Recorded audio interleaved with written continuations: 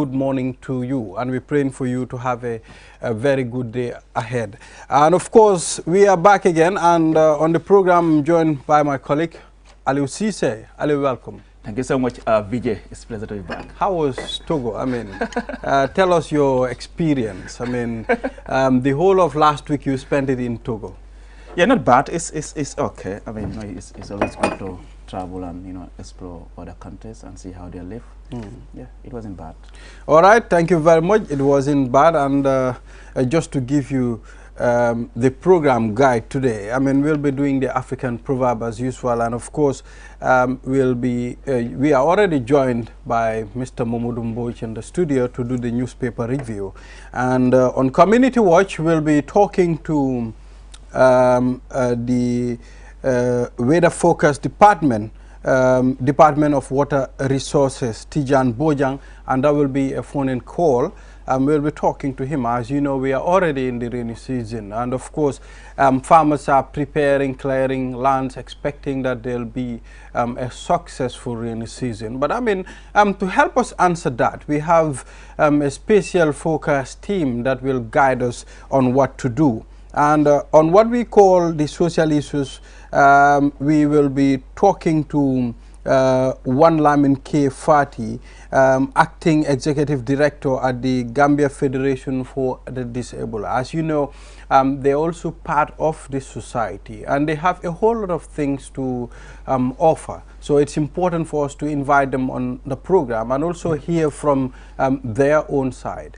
And this is what we'll be doing today on this edition of This Morning. And we'll go straight to the African proverb, Aliou, and it reads. Yeah, it reads, he that beats the drum for the madman to dance is no better than the madman himself. Mr. Mboj? And I am not surprised that Mr. Mboj is... You know, when I was writing this proverb in like last night, I mean, when I was putting it on the program guide, you know, somehow my mind reflected either on Ade or Mr. Mboj. Someone is going to laugh at this proverb. And it just happened.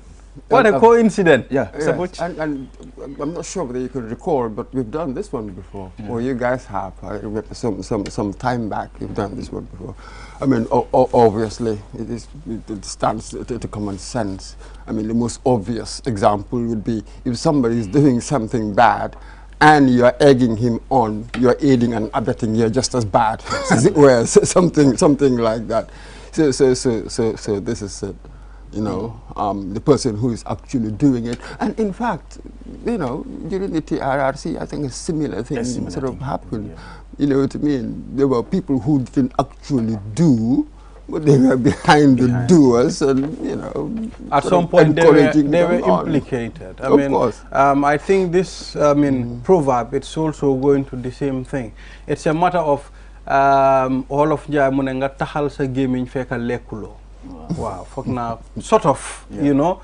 I don't know, Ali, what you make of this proverb. Yes, I mean, just like Mr. Mboj rightly mentioned, I mean, it's the same thing. It's just like, you know, when somebody is doing something wrong, you know it. I mean, you could have stopped it, you don't, and it's more like, you know, you helped in abating or aiding that person in the wrongdoing. So you are equally, you know, culpable like the person who actually committed the act. So that's what this proverb for me, that's what it means. Yes, exactly. I mean, and it seems to me, let's sort of stretch it a bit. Yeah. Sometimes I don't necessarily have to beat the drum for you, but just to witness it. Yeah. Yes, witness this mad dance, as it were, and I do not say anything. Yeah, that in itself could be very, very detrimental, you know, to society in many ways. So there are no innocent positions, if you know what I mean. You know, sometimes we really have to be brave, as it were, and say the difficult things. You know what I mean? So that all matters. You just cannot be an innocent bystander. You know what I mean? You're just there, and you're just protecting your interests. Nope, I'm not going to say anything. We know that what this person is doing is absolutely awful, or in fact, I might even benefit in many ways. You know, this person is doing whatever he is doing, whatever venal stuff that he is doing, and then I'm benefiting from that. So I just keep quiet, obviously. So these are all damaging, as it were. In life, as much as you have an option I mean, to connive with someone to do behaviors that are not, I mean, appreciated by society, you also have an option, I mean, to act responsibly, I mean, to take up certain challenge to prevent certain behaviors. Because if he can beat the drum for the madman to dance, I mean, he would have prevented beating the drum for the madman to dance, but also go to the madman and tell him this is not the place to dance. Go inside your house and dance. Yes, if you're going to be mad, just be mad in your house, not in the public space. Exactly. I suppose, I think what we really try to avoid here is the madness in itself, because if you're mad in your house, you have to go out sooner or later. I mean, you're going to take your madness to the street out there. So I think it's the madness we try to avoid here. Hey, let's put it this way. Maybe the one beating the drum is committing something by, this is what they call commission, you know, doing something wrong by actively participating in it. But there is the omission as well. Sometimes where perhaps you should intervene, where you should say something, you must have the courage and say something, then you remain quiet. It's almost like, you call it earlier, connivance. It's almost like a passive connivance. And we see it here all the time. We say it masla, or that's none of my business. But actually it is.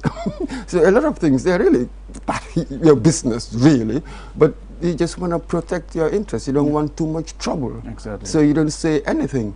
But again, if we all keep quiet, this thing could possibly mushroom into something much bigger. Then we are all, when it becomes more difficult. That's a deep-rooted problem in this country. Like you said, people just want to keep quiet because it doesn't bother them. I mean, they are fine with it. And as much as it doesn't affect them, they have no issue with it. And like you said, once all of us keep quiet where we are saying things are going wrong, and because you feel, oh, if I talk, it might, you know, retaliate on me. I mean, because of that, I mean, so many things have gone wrong somewhere else, and because everybody feels to keep quiet. Yes, we have this problem too. How will society feel when I say this thing? How will society see me? I am the difficult one all the time. Yeah. You understand? So this is how, in fact, society is going to see you that way. I mean, Ali is a difficult person. Moj is difficult. These people don't agree on certain things. When people are this direction, they are on the other direction. But this is the key, Ibrahim Abale.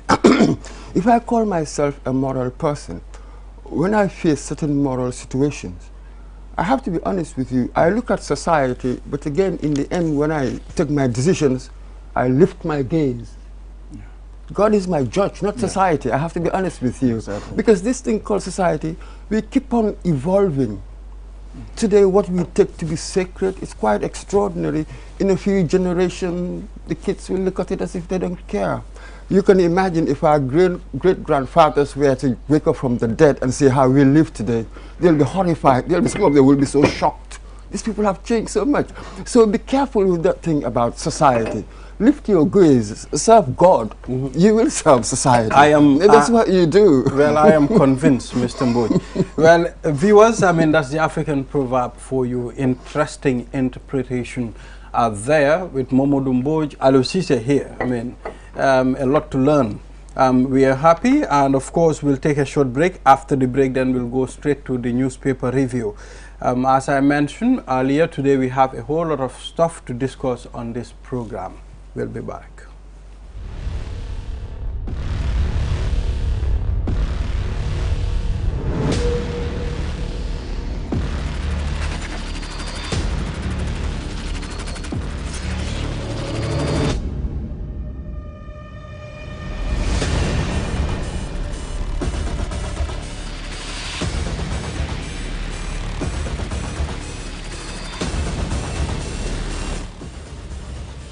Check out the all-new Tigo 8 at S-Pass Motors. Call 3522-222 or 353-2222 for more information.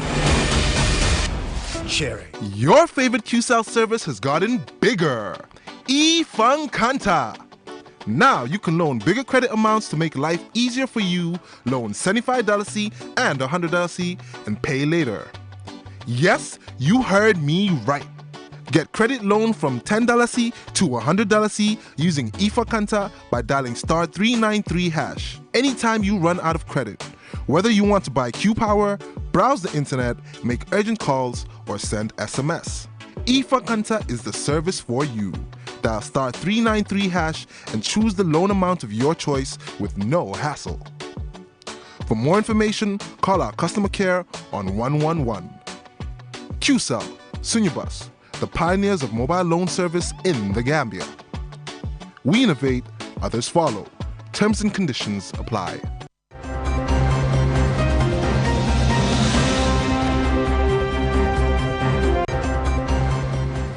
Welcome back. You're watching QTV this morning, and of course we are back again after the interpretation of the African proverb. We'll go straight to the newspaper review, and as I mentioned earlier, we have Mr. Momodou Mbodj with us in the studio to help us analyze and of course help us review the newspapers.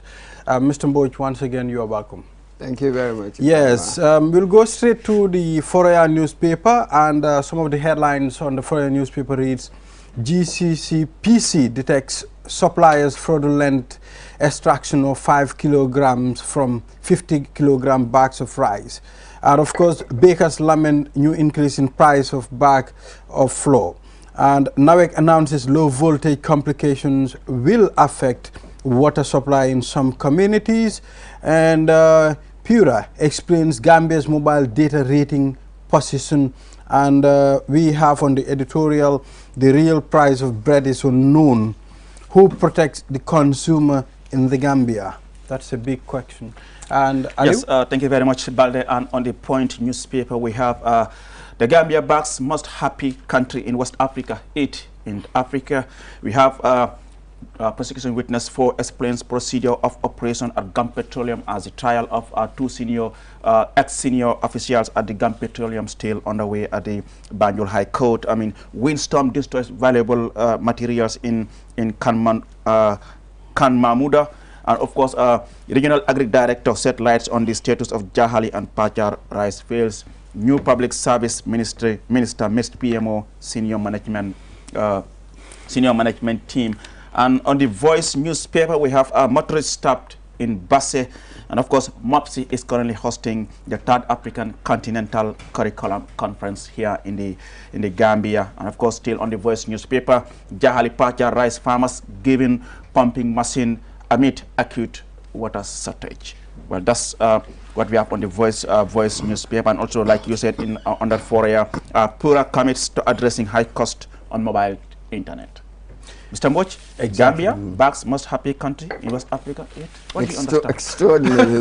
Well, you know, when I saw this thing on the paper, I wanted to, I want to know what determines our happiness. What determines when a country is happy? So for me, I went back to, I thought for a while there momentarily that I had sort of misunderstood all the time the meaning of happy. So I had to ask myself the question again, what does it mean to be happy? You know what I mean?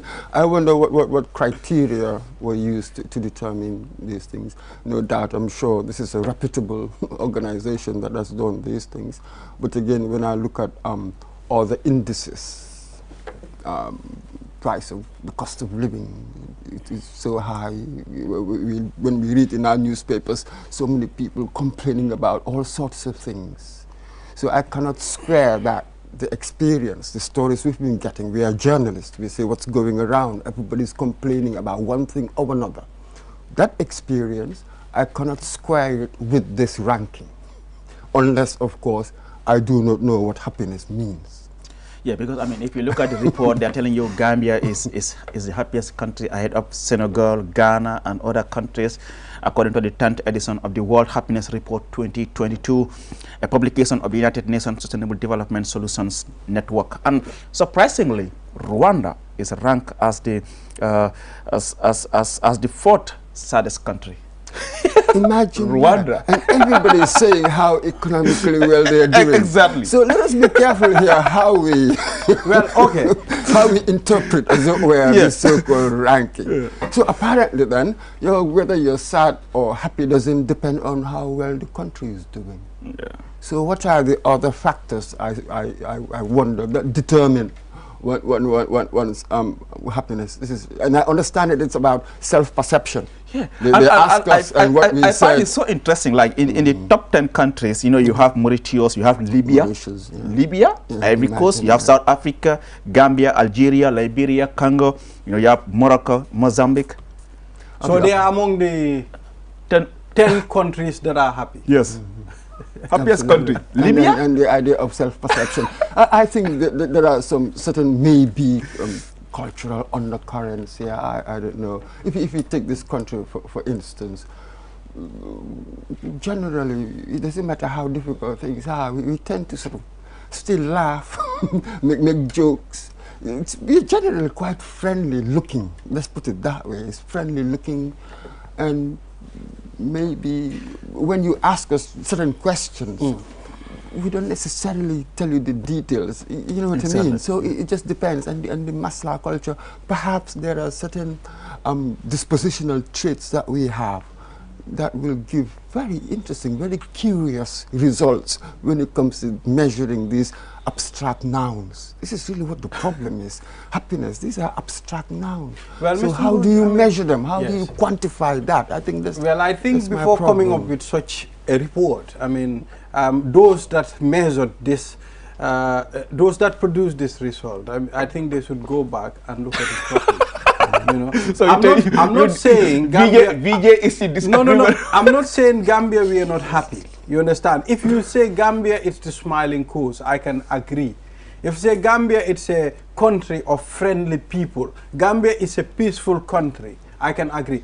But you cannot determine the happiness of individuals. Well, globally we have Finland top of the list. Yes, the happiest country, and then we have Afghanistan, the saddest country in the world. Yeah, but Finland, I think countries like that, but in Scandinavia, let's put it that way, they tend to score very high on these matrices, don't they?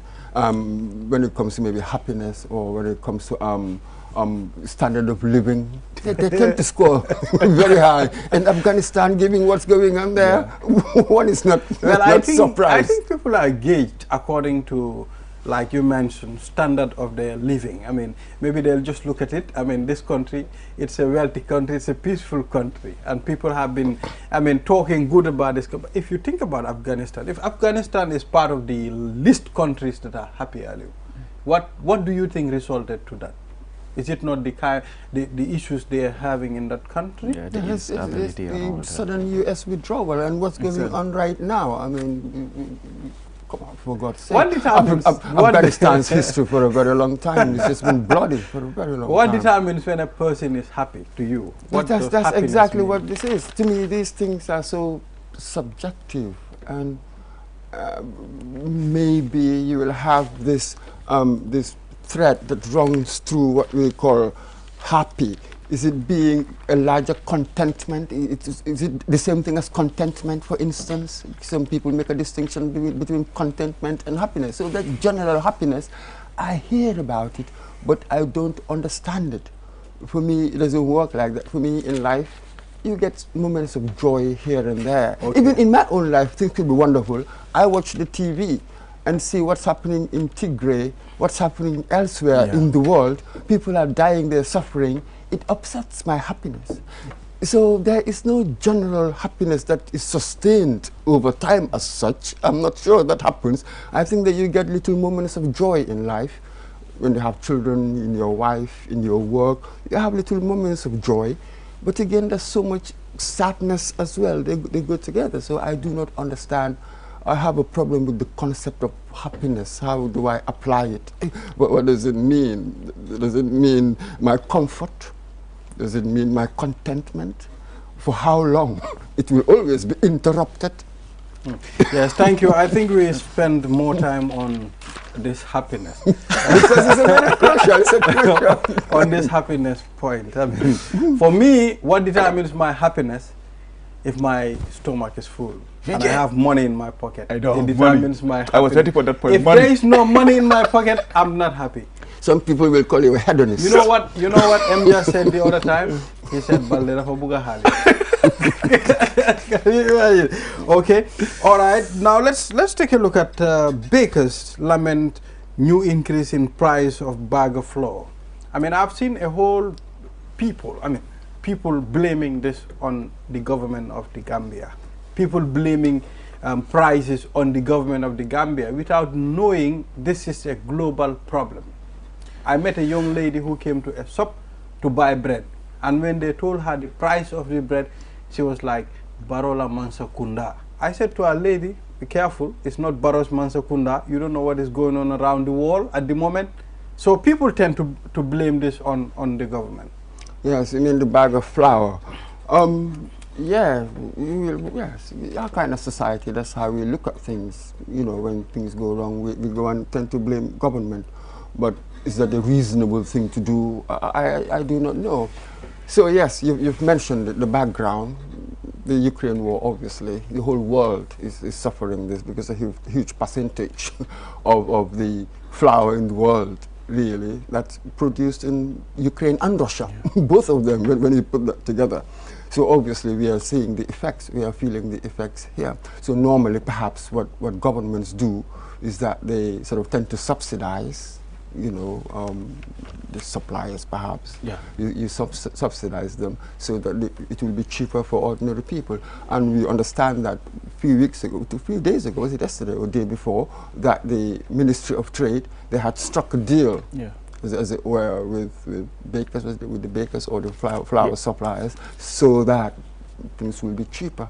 But this is it, we are going to face this, and the longer the war goes on, then the more difficult the situation becomes. So how far can government continue to subsidize? What would be the alternatives? Where else can we get flour from? I know that, for instance, the AU, they've been trying to come up with a mechanism whereby African countries can have access to some of these key main commodities through other means. How much can that contribute to helping us mitigate the worst effects of our problem? When you look at certain things that we depend on other countries, like flour, yeah. You understand? These are things that, you know, we depend on other countries to supply our own people. If at all, Africa in general, I mean, we were very serious when it comes to farming. I mean, I don't think we should depend on other countries to make sure they provide flour to Africa. You see, Bande, I will tend to disagree at some point. I mean, you see, I mean, the problem in the Gambia is not just this country. I mean, this is a global problem as far as, you know, the price of basic commodities are concerned. You see, when I was coming back from Togo, I was on the same flight with a lady who was coming to the Gambia to attend an education forum from Uganda. And what she was telling me was that, because we were discussing about some of the issues affecting the continent, and she was like, you know, even back in my country, Uganda, we're having problem with even things that we produce in our own country. Because of the increase in fuel, you realize that even people who travel up country to go and bring this produce are now increasing commodity because of the increase in the price of fuel. So I mean, the problem isn't just about having us, you know, importing some of these things from outside, but I mean, even the increase in fuel might also affect the price of basic commodities that we produce here. Yes. So and here for agriculture, it will also affect the prices of fertilizer so, I mean, and the like. Yes, that's a point. It's very broad if you look at the impact. And the interdependence. Exactly. The whole world, we are all interdependent. There is no country that is absolutely self-sufficient. Yeah. It doesn't work like that. Perhaps you make sure that you produce yourself a substantial chunk. You will have to import some things, countries tend to do. But try to produce for yourself in certain areas, at least a huge chunk of it. I think that's really what the challenge is. That's what I'm talking about. Yeah. I mean, for a very long time, we've been talking about the fertile land that we have in this country. I mean, the very good waters that we have in our country, but still we cannot, I mean, break through in the areas of agriculture. So we are hoping, I mean, things might change. And I think it's important. That's why, I mean, I even welcome the move when we had the delegation from the South Korea embassy who were here in the country, and they visited the president with Mr. Jha, who's the councillor here. And then, you know, they're interested in investing in agriculture. And then for me, I think it's high time we have, you know, businessmen, people who have the means to start investing in agriculture. It's important. I mean, we shouldn't just leave everything just to building nice houses and then, you know, buying compounds. I mean, we should start investing in agriculture. To be honest, it's quite very, very lucrative to invest in agriculture. If a country... Imagine investing in rice production in this country. How many tons of rice do we import into this country every year? And you invest in agriculture, invest in rice production. Yeah, I believe if a country doesn't take serious its agriculture sector, I mean, you are going to kill the economy of your country. You are going to starve your people. So I believe, I mean, having people that are coming to take up this challenge to farm, to make sure, I mean, they provide enough rice. I mean, I think that's a good one, Aliu. I think for me it's a good thing, and I can't wait to see that materialize. I mean, that idea by the official from South Korea to invest in agriculture, especially rice production. For me, this is one of the key areas that I would really love to see people invest more. And for me, I will add another key aspect: effective management. Efficient management of systems so that you become sustainable in the longer term. Yeah. This is the key. We keep saying that we have a crisis of implementation of things. That's all part of management. And then there's also a crisis, one can call it, of maintenance. That's all part of management. So you begin to realize that the effectiveness of the structures will determine whether the investment will yield, as it were, what you expect from it. Without effective management, you will be wasting your money. I mean, there won't be sustainability, in fact. No, I mean, that's why in the past, we've had several projects relating to rice production and all other sectors, but 5 years is gone. You go back to the rural Gambia, they tell you, okay, we had a project of millions of dollars, and I mean, there's nothing to show. Yes, that, we actually had this project here. We are not blaming this on the government. We know the government is doing their best. I mean, we know they have a whole lot of responsibilities. No, we aren't in any way blaming the government, but I mean, most of these projects, they come through the government. They come through the ministry responsible for agriculture. The sustainability aspect of it is their responsibility. And here the idea, that's true. Yeah, Ibrahim, the idea here, you see, when you critically engage with ideas, you are not necessarily blaming anybody. You want to understand. Here the idea of understanding, not blame. That's the childish game here. Exactly. We're not talking about that. Yeah. We're just saying that we've seen in our institutional structures that deficiency in management. Effective management of institutions, therefore investments would give you the right yield. Otherwise it wouldn't. Exactly. We've run out of time now. Interesting discussion, but Mr. Boyd will still join us on the program for the community watch. I mean, I know you have a lot of things to do, a lot on your desk, but just bear with us. This is like extra time, isn't it? Just bear with us. Exactly. If you want, we will pay you extra time. After 90 minutes now, I don't know half an hour. All right, viewers, I mean, that was the newspaper review, and we'll go to Community Watch already. We have a video. I mean, as you know, we are in the rainy season almost. I'm surprised that, I mean, it didn't rain still. It's May, and it didn't rain. No, because when you look at this forecast, I think we've been told between the 12th and the 18th, as it were, of June, and we'll have more than normal, above normal, as they call it, above normal rainfall.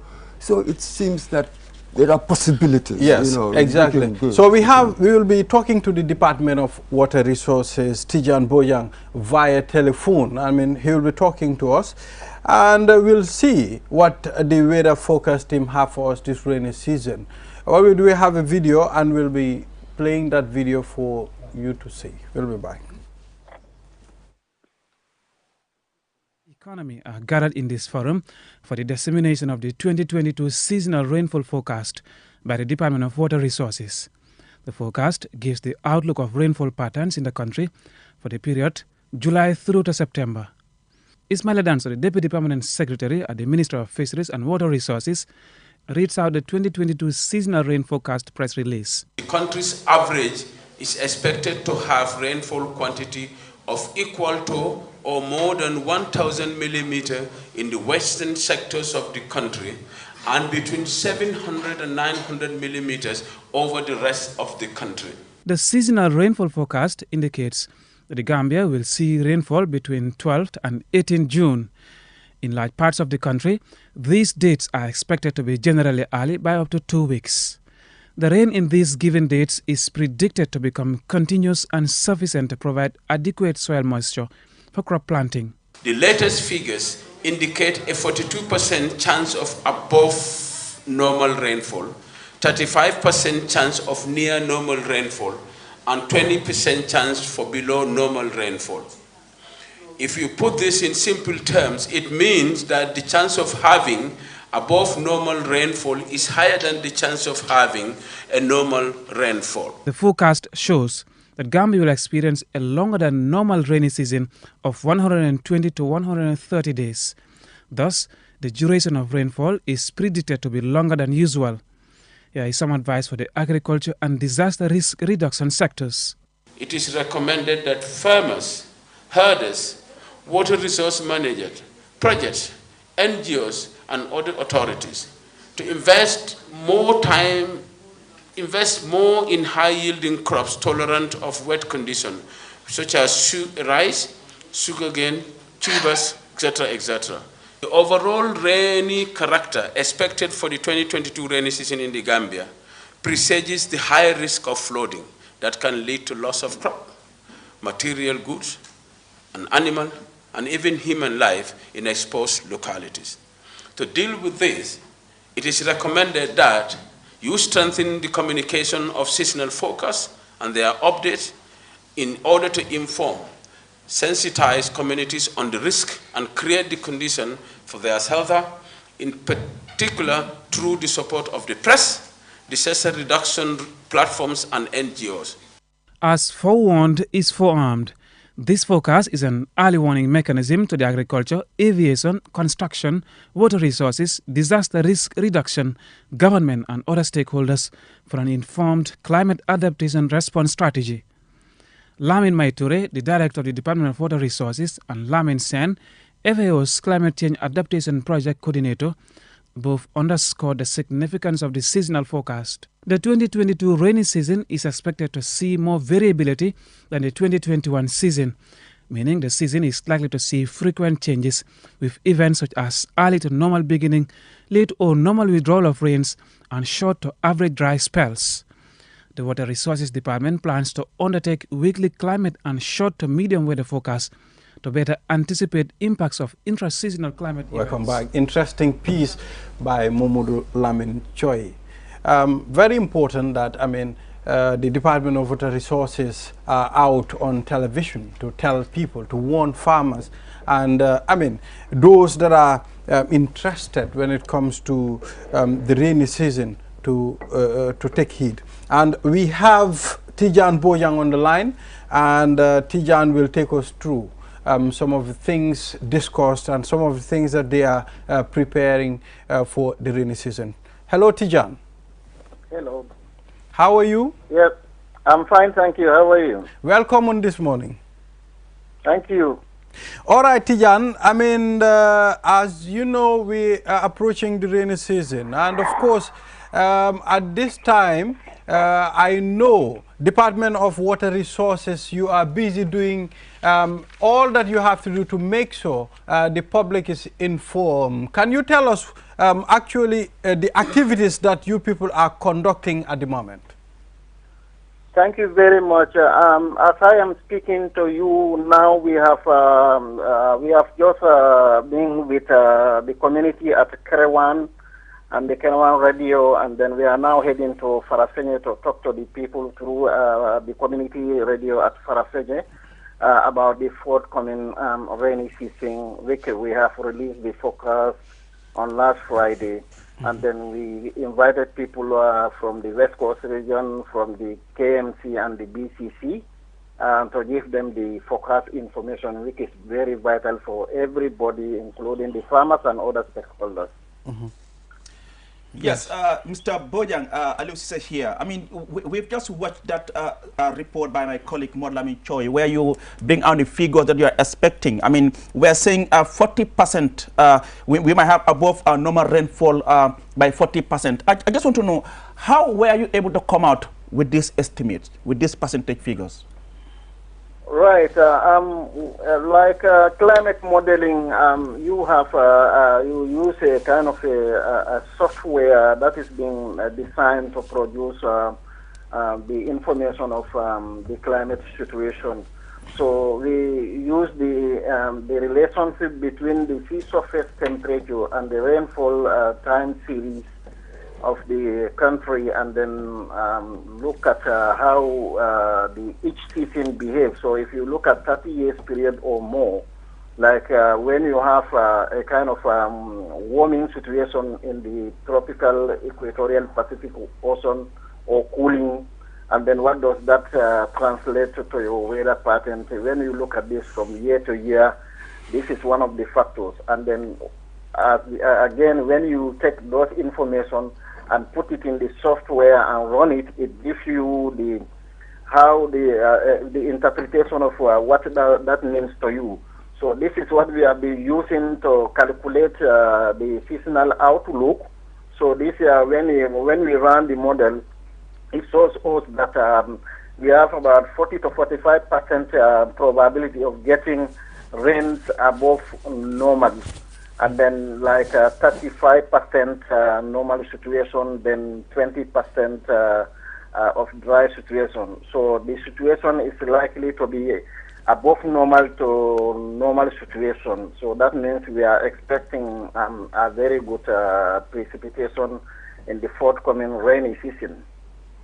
I mean, in that report, among your recommendations, you said there is a need to strengthen the seasonal forecast communication. I mean, for so many Gambians, if you talk to them, I mean, they know little about what you do in terms of giving that weather forecast and all those things. What do you have in place to ensure that Gambians are informed in time as to what to expect as far as the weather forecast is concerned ahead of the rainy season? Yeah, that's like as I mentioned, like this the trip that we have embarked on, because we are going up to Basay and then coming back to the West Coast region again to meet all the regional governors, to meet all the regional agricultural directorates, to meet all the livestock directorate and all other stakeholders, national disaster management, because to disseminate this information. We are scientists. We have difficulty of interpreting the information. So, when we talk to the extension workers who have the skill to communicate to the farmers, who have the skill to communicate to the common people, and then discuss, they get the full understanding of what we want to say, and they help us in putting across the information. So that's why we have it as a priority to go across the entire country to talk to people. To talk to all the stakeholders that about the rainy season, so that people can get information. So, like, getting information is not quite easy, and then not all people will get it at the same time, and not all people will conceive it. So, because we have been, if you look at the history of the weather forecasting in this country, people were very reluctant to believe about the forecast, and then people don't easily check it until the time is proving that it's quite important and it's quite necessary. So, and then people, we have, with our assessment and then evaluation, we have realized that the information is very much conceived by many people, and then people are beginning to take it up. So that's our challenge now, to at least to go and talk to people indirectly and directly to get the information for their own lives, for the safety of their lives and property. Yes, Mr. Bojang, finally, what are you doing? I mean, to be sensitizing farmers all the time. I mean, it should not just be a one-day thing, but also you need to constantly be informing farmers on this weather thing. Yeah, we've been working with the other projects that are related to agriculture and then other food security. So at least assist us with funding to provide at least a workshop at every region. I agree with you that going around and talking to people over the radio for a period of 1 or 2 hours is not good enough. Though it's something, it's a progress.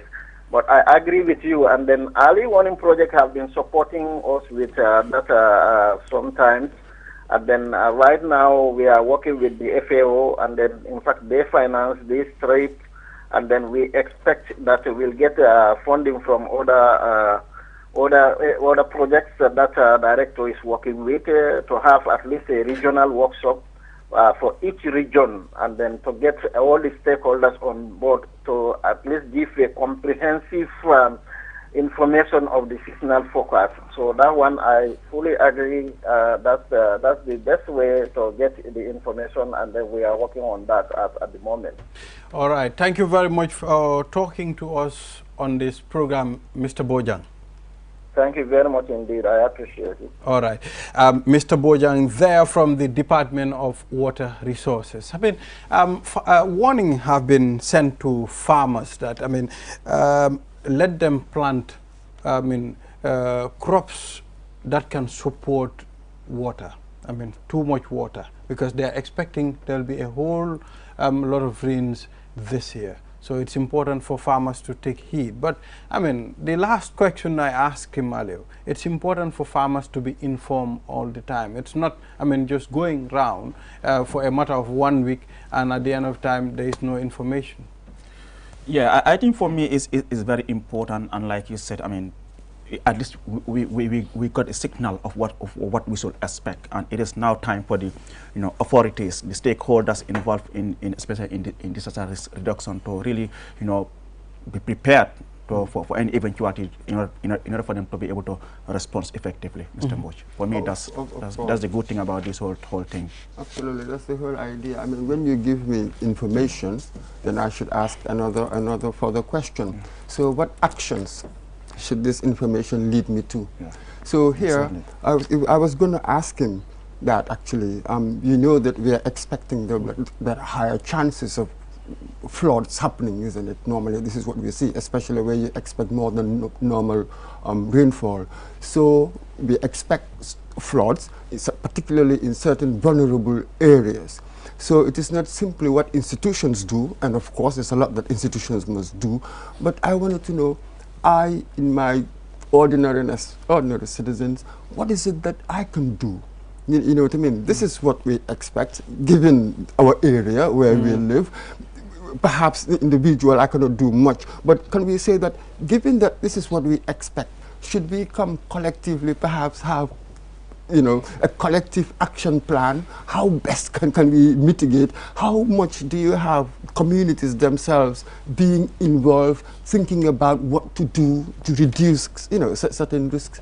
I wonder how much happens. Information, giving information is one thing, but what to do with that information is quite another. Very good, Mr. Mboch. Thank you very much for joining us on the program. It's always good to have you here. And I believe we'll be having you again very soon. Don't worry about that. We'll soon have you again. We'll take a short break. After the break, then we'll go to social issues. We have Lamin K. Fati, Acting Executive Director, Gambia Federation for the Disabled, and a very interesting discussion, ahead. We'll be back. With so many things to do in a single day, it's important to have a network you can trust. When there's family and friends to connect with and business calls to make, you need a network that is reliable and fast. Talk longer, browse faster, go farther, and roam wider. When your network is solid,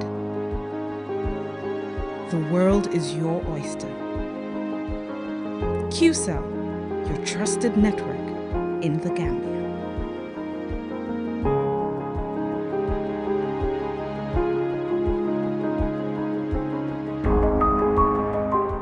Q Money, the biggest mobile money service in the Gambia, has taken mobile banking to the next level. Now, you can link your Q Money wallet with your bank account. Yes, link your Ajib or EcoBank accounts with your Q Money wallet and get instant access to your cash anytime. No need to queue at the bank anymore. Transfer funds from your bank account to your wallet or your wallet to your bank account using Q Money Bank Link is the fastest, most secure, and convenient way to transfer funds between your wallet and bank account. For more information, call our customer care on 133. Q Money, Sunyu Kalpe. Terms and conditions apply.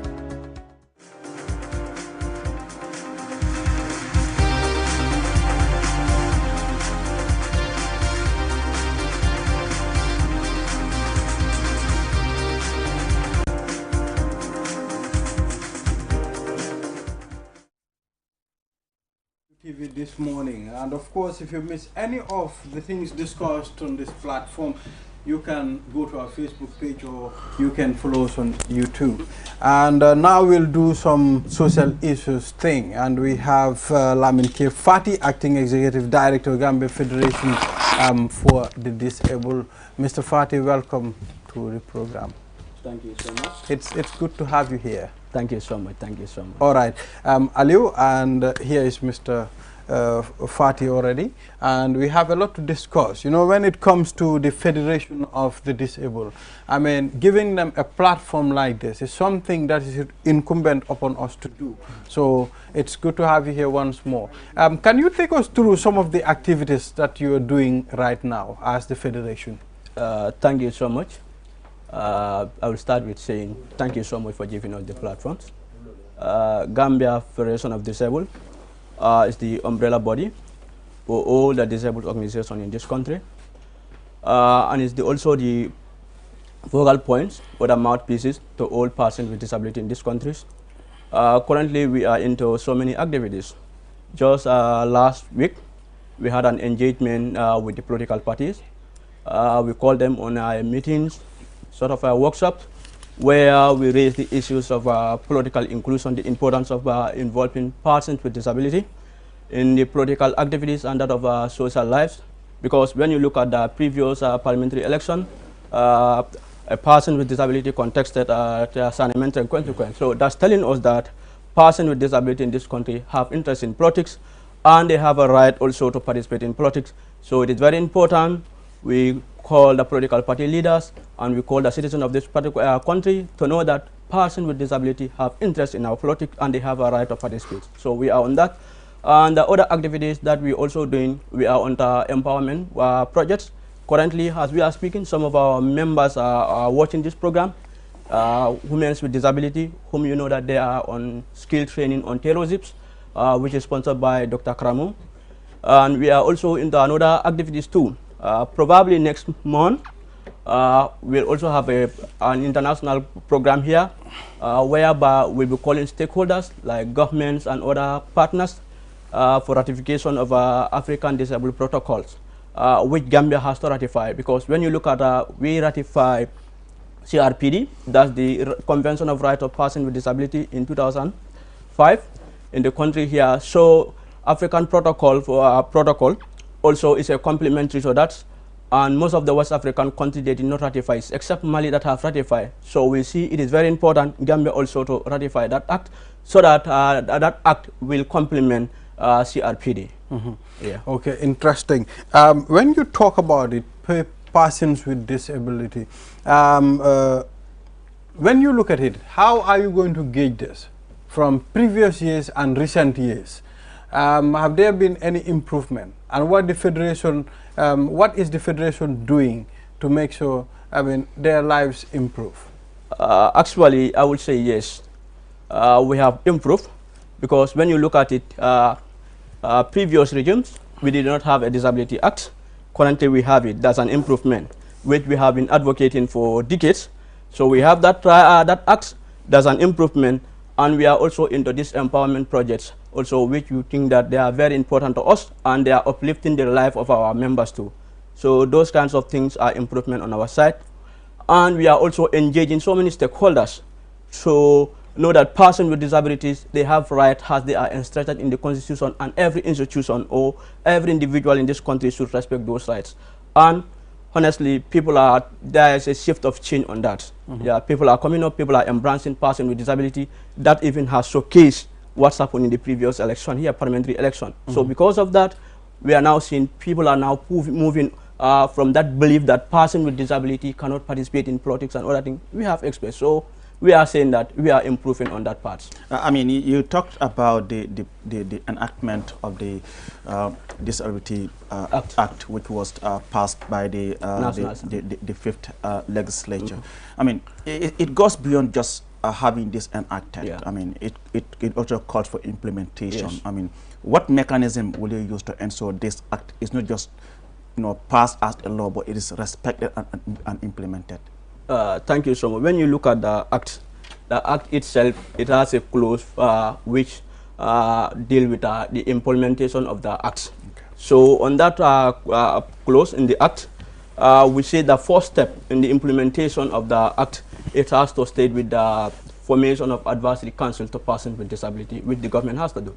And we are on that, because we have seen that some of the institutions have even identified the advisory committee members that will be representing persons with disability that that will be attached to the government or the head of states to advise them on the issues of persons with disability. So we are moving on to that, but we can't do it alone.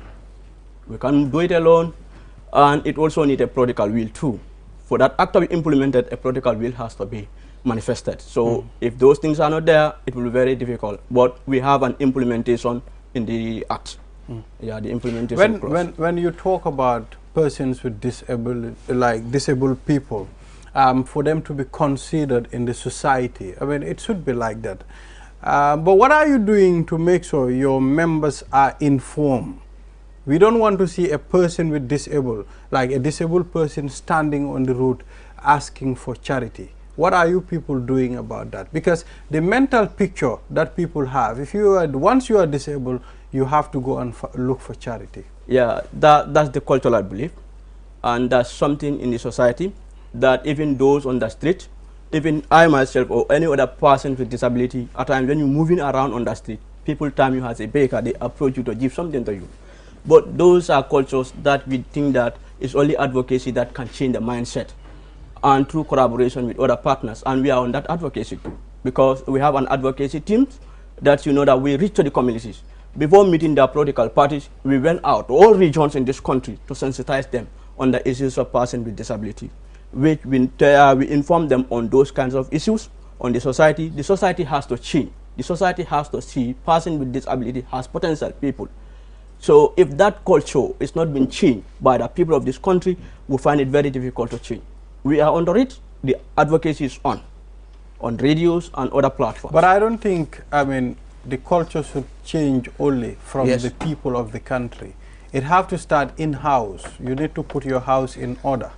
I mean, according to what I heard, there was a time I invited someone here. What he said is, those that are begging on the street are not Gambians. Is that true? But we've been seeing Gambian beggars. Yes, that was a problem. It was an issue that I also had. There's a disabled organization that had an issue on that part. That's the Heart of Hearing People.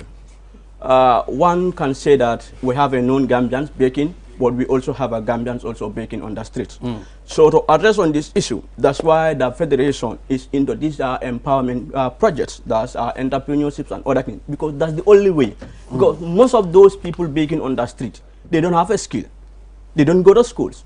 So if they are empowered, they are given that platform or they are given that opportunity, I believe that may change their life, because we all need to eat something. How will you like to see them if there is empowered? no opportunity for them, we'll find it very difficult to address those kinds of issues. Government has to intervene in that part too. It's not only the Federation that has. Every individual has a right to live in a decent life. Every individual have a right for employment. But most of the persons with disability in this country, they are discriminated when it comes to employment opportunities and other things. And they have right to eat. So I think government has to come in. It's not only the Federation that has to do this. We are under it. That's why we have a lot of these empowerment projects, so that at least we change the narration. so that at least we uplift the life of the person with disability in this country. We are even on to drafting a proposal on this part, on street baking, because daily in our offices, we do even receive complaints from parents whom you know that they having a person with disability going to school. They have a lot of financial challenges. So at the end, if those problems continue, what do they normally do? They just withdraw them from school. At the end, what those people do is to be on the street and be baking. Right to education is a fundamental human right. It should be respected. So every individual should be given that opportunity. You know, we have a solution. Yes. This is a very simple solution. Those that are disabled, these people should be given a proper education. Good. They should be given a proper job. Yes. They should be given a proper, they should be, how to call it, how do I call it? They should be given finance. They should be taking good care of themselves for us to eradicate these people from our streets. That's why when you look at our act address all these issues. Right to quality education, right to health, right to job opportunities. All these things are embedded in our act. So if we have the political will and the support from the government in the implementation of that act, I believe a lot of the issues or the challenges that persons with disability are facing in this country will be solved. Thank you, Mr. Lamin K. Fati, for coming on this morning. And we'll be following the developments. Don't hesitate to contact us all the time on your activities. We are here for you. And viewers, we'll take a short break. After the break, we'll go to click segment.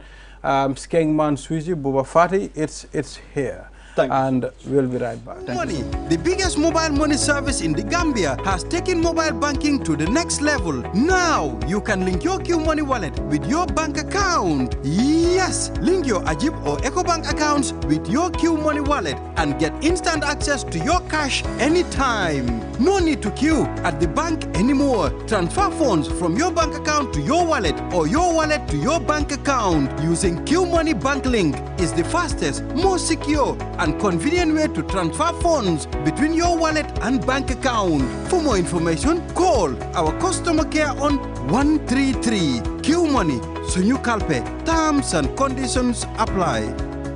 Looking for the fastest and easiest way to receive money transfers from abroad? Well, Q Money and RIA just made it happen. Now you can receive international money transfer from RIA directly into your Q Money account with no additional cost. Once you receive an SMS alert about your transfer, walk into any Q Money agent across the country to receive your payment for free or use the money immediately to buy credit, Q Power and other Q Money services. It's fast, safe and convenient. For more info, call customer care on 133. Q Money, Sunyu Kalpe. Terms and conditions apply. Your favorite QCell service has gotten bigger. Kanta. Now you can loan bigger credit amounts to make life easier for you. Loan $75 and $100 and pay later. Yes, you heard me right. Get credit loan from $10 to $100 using Kanta by dialing *393#. Anytime you run out of credit, whether you want to buy Q Power, browse the internet, make urgent calls, or send SMS. Kanta is the service for you. Dial *393# and choose the loan amount of your choice with no hassle. For more information, call our customer care on 111. QCell, Sunyabus, the pioneers of mobile loan service in the Gambia. We innovate, others follow. Terms and conditions apply. It's happy time. Get 50% off all calls to any network. Enjoy calls every day to any network from 6 a.m. to 10 a.m. Is it too good to be true? QCell. We innovate, others follow. Looking for the fastest and easiest way to receive money transfers from abroad? Well, Q Money and RIA just made it happen.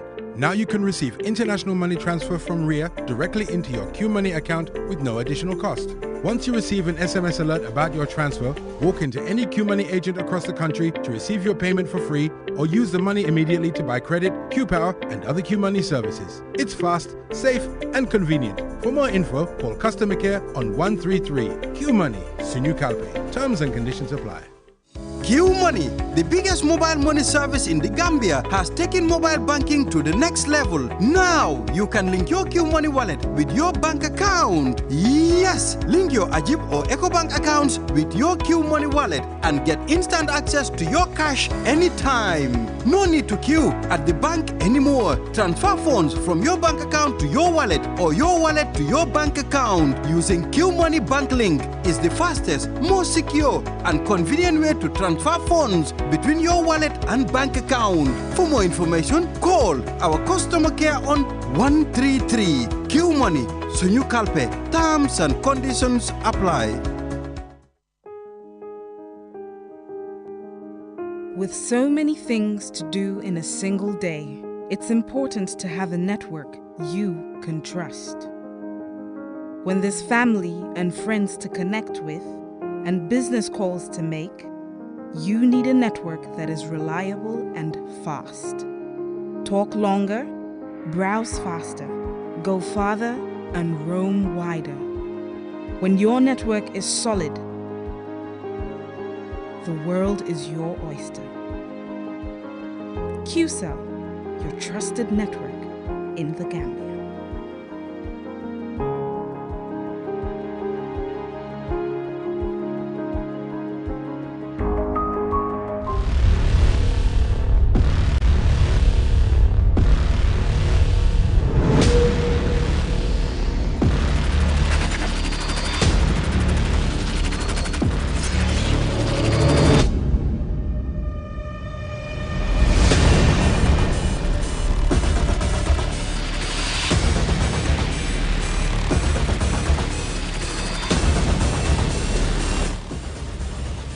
Check out the all-new Tigo 8 at S-Pass Motors. Call 3522-222 or 353-2222 for more information.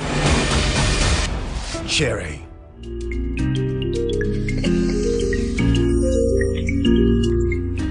Welcome back from that break. And of course, it's QTV this morning. If you miss anything discussed on this platform, you can go to our YouTube channel or Facebook page. And now let's go for some click segment. And I have Buba Fati. Let's talk some movie and music. The energy segment. Good morning, guys. I'm Skengman Susie, and this is this morning that comes every day on QTV from Monday to Thursday. Trust me, I'm happy, man. It was ladies yesterday, and we have ladies in the building again today, man. With me in the studio, I have Sally Teasy Job and I have Tisha. Welcome to the show, guys. Yeah, double T, right? Double T in the building, exactly. I think I should change my name to T as well. Of course. That would be better, you know. So first of all, Sally, you're well known in the Gambia, but yet still, I do not expect we need an you to introduction. Sally, tell me who you are. No, exactly. That's Knows why I'm not saying it. She's well known, but yet still, we need an introduction. She's not only into presenting and reporting, she's also into acting as well. Yeah. So that's why I want her to tell the people about herself, actually. Okay. So, thank you very much for having me here, Buba. You're welcome. As you all know, my name is Sally, but commonly known as Sally Teasy Job. I work with Kir Fatu. I'm a TV presenter. I recently produced a movie. Recently, I registered with FPAC, National Center for Arts and Culture. Right. Entertainment has always been my thing, so I thought, you know, why don't I branch off to the movie industry as well and explore in it. So I did a movie on FGM titled Zahra Spain. Yeah. The movie looks into the lives of FGM victims. Oftentimes we always see FGM advocates trying to end FGM by, you know, explaining or talking about not cutting the girls. But I decided to look into the lives of victims. Okay, let's look at the ones that have already been cut. Yeah. The damage it caused, some of the consequences it comes with, you know. So we did a movie on it. It was shot 4 days, 58 scenes. And yeah, it was amazing, you know. And a big shout out to my director as well, Abel Madu. I thought he was the one that did the... Abel was the one that shot the movie. I was an actor before as well, but I had to stop, man. Man needs to focus on this one, man. Abel is great. He gave us quality. It was shot with 4K, and Franklin was the one that wrote it. Franklin and Adam. So they did a great job, yeah. Nice. So, Tisha, first timer on the click segment. Yeah, sure. Tell us about you, man. Well, this is not my first time coming here. On the click, it's the first time on the click. Yeah, it's my first time. Exactly. But like, I was here once on the Gam Vibe, yeah. Yeah, and then the interview was like so good. So I was like, Yeah, I want to come here and then have an interview with you guys, and then all of that. So, yeah. So far, how has it been a musician? So good. Yeah, good. And then it's not easy. I know. Yeah, it's not easy. So it's for people like you in the industry, man. Women, low advantages, man. Yeah. So let's talk about you, Sally. What really got you into acting, and what inspired the movie? Okay, what got me into acting, it's not anything new. I've always wanted anything that has to do with art. Growing up, I've said to myself, if I'm not a TV presenter, I'll be a musician or an actress. I tried the fashion side. Yeah. For some reason, this is Gambia. They always have one or two things to complain. Yeah. They said I was short, you know, so I'm like, okay, let me try. Me, though. Exactly, especially when I'm on heels. On heels, yeah. So they said I was short, and I've went to a couple of auditions, somewhere progressive, somewhere like, you know, you're short, so I'm like, my bad. I tried becoming a TV presenter. It worked really well for me. So I said, you know what, I have one more dream to achieve. Then I switched to producing movies, but then I also act. So I produced the movie and act as well. And act in it. Nice.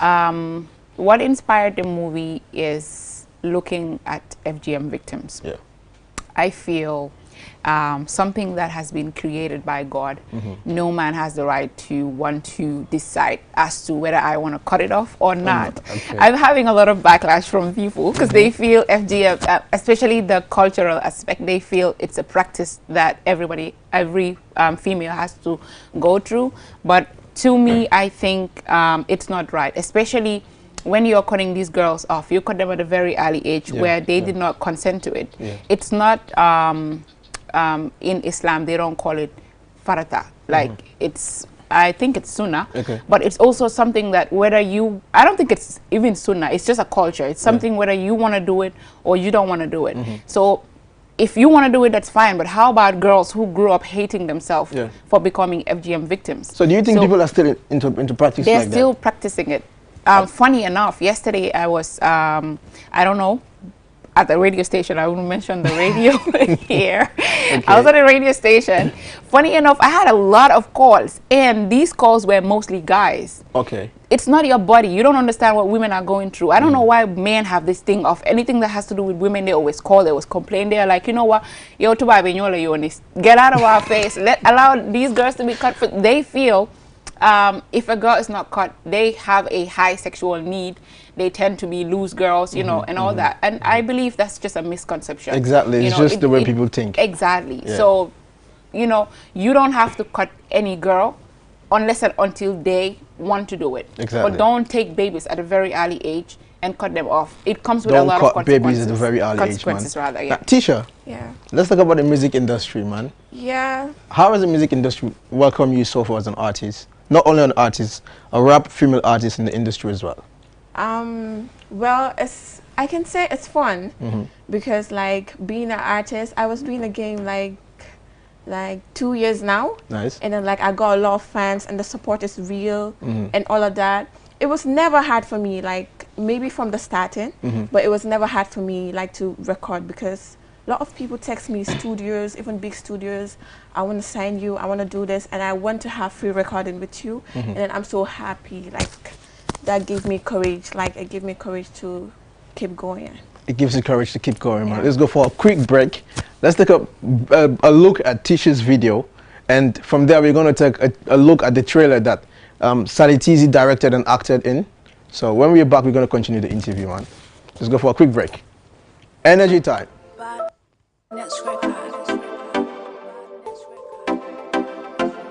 Badness record. Tisha Pandis. Me bad for me bun. Bad for me bun. Bad for me bun. Man can be me bun. Got me hot for me bun. Got me sharp for me bun. Don't let me pull a gun. Don't let me pull a gun. Don't let me pull a gun. Got me mad for me bun. Everybody know me a bad girl. Know me a bad girl. Fire, fire bun them. So me ready, figure on them. Don't man wanna con them. So me me ready, so me ready for me song them. Flow so wicked, me cute and pretty. No one bother, they one come with me. That man dousey bold, saucy gold. Big Togo, I'm the Burm Queen, bossy dog. Let them know. Me bad for me bun, bad for me bun. Bad for me bun, man can give me bun. Got me hot for me bun. Got me sharp for me bun. Don't let me pull a gun.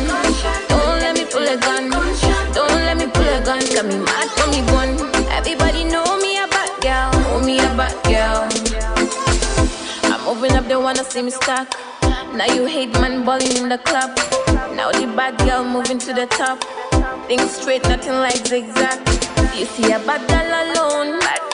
Just a bad girl alone. You see a bad girl alone. Hot girl alone. Can do it like bad for me bun. Bad for me bun. Bad for me bun. Man can give me bun. Got me hot for me bun. Got me sharp for me bun. Don't let me pull a gun. Bad for me bun. For real, man. It's a nice song.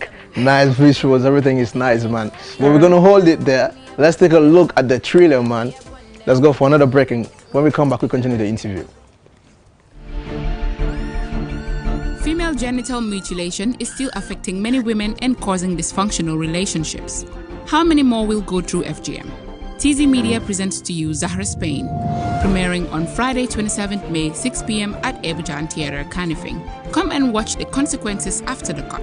There will be much to learn from this event of drama, talk, music, and more.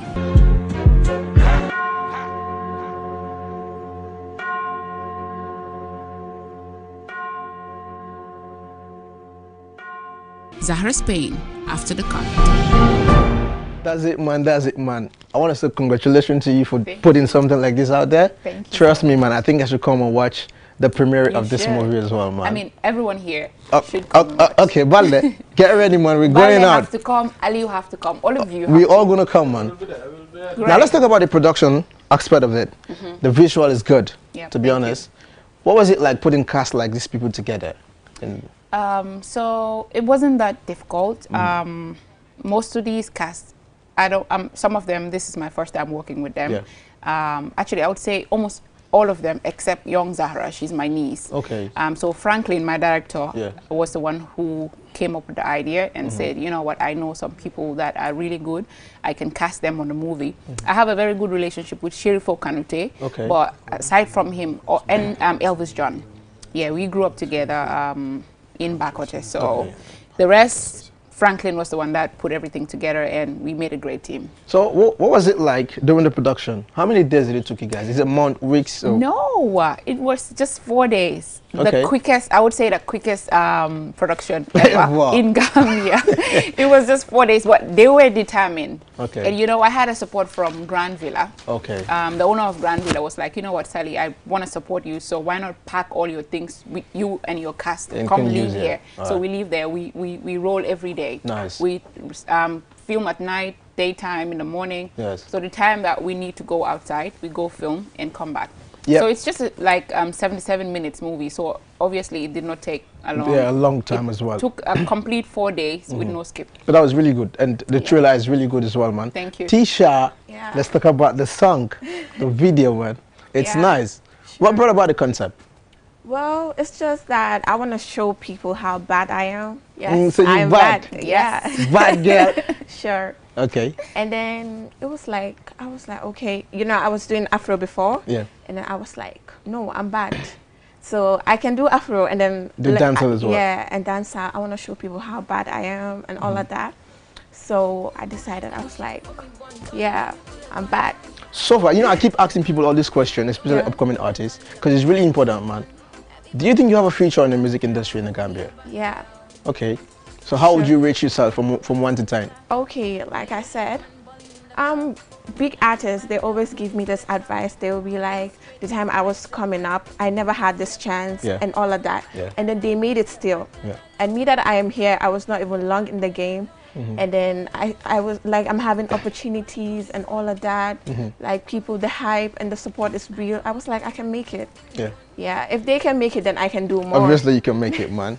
I like the fire in you. That's so it's easy. Let's talk about your movie as well. Today we're talking movie and music, man. To be honest, it's a pleasure having you in the studio, Now, we all know the movie is premiering this weekend, Yeah. innit? So On let's talk about Friday. exactly. Now, what I want to know is, what should people expect from you? Well, it's simple. If you want to know what happened after the cut, I'm sure a lot of you are curious. People like me are curious, though. Yeah, if you want to know what happened after the cut, come to FGM Theatre.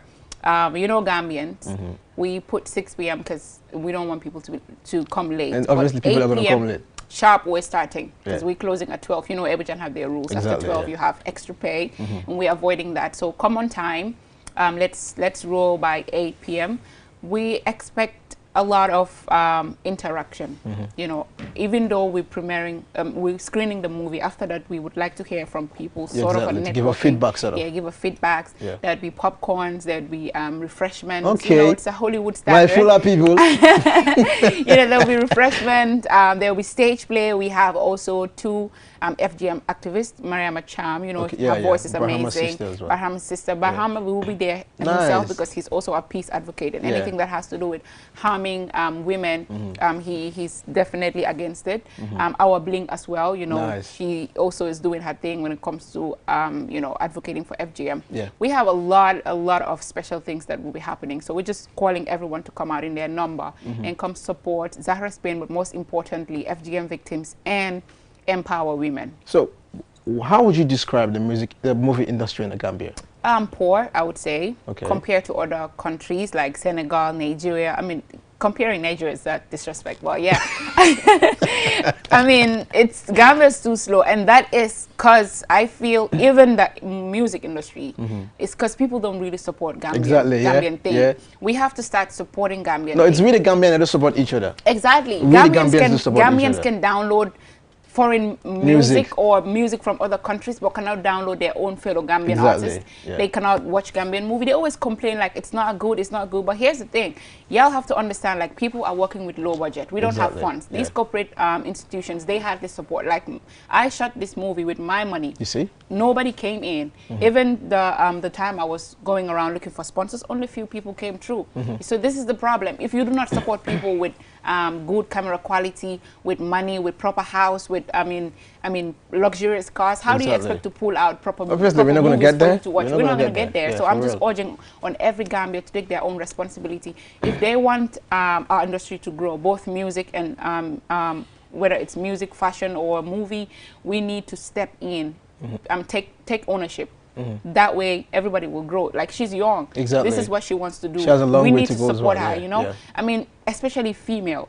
They're left behind when it comes to the entertainment industry. They should build houses for their parents, too. They should drive cars. Why does it have to be one-sided? Why does it have to be only It's kind of guys? funny, though. It's a question, to this be is honest. It's really Gambia. kind of funny. Now, Tisha, what is the biggest project you're working on? Because you've dropped a video not long ago as well. Yeah. And that video was sick. Yeah, So what is the next project you're working on? I'm working on an EP right now, and I had 3 collabos on it. Can you name the people you have to collaborate with? Okay, I have with A2 and Nice. Miss Jobis, Nice. and one with Young Epps. Nice. That's really good, man. Sure. Yeah. So what is the next biggest thing for you this year? This year, like, I feel like I always sit down and be like, when this is out, I feel like I'm gonna be like, I always sit down and say that no, if I release this song, it's not gonna be like only Gambia. Exactly. International. Yeah, it's gonna be international. I always have that hope in me. I was like, yeah, I'm gonna take Gambia to the other level. And then if I tell that to people, people say, yes, you can do it, but I don't think you're gonna take it to the other level. So Yeah. I was like, I mean, just believe you can. Exactly, Yeah. she can, yeah. So, Sure. yeah, you know, I always ask my guests this question, especially women, when they come on my platform, man. What are you going to do with the biggest paycheck you're going to have one day? Don't tell me you're going to buy a mama house. Okay, like, the first thing I want to do is I want to open a studio. Nice. Like my own studio. Yeah.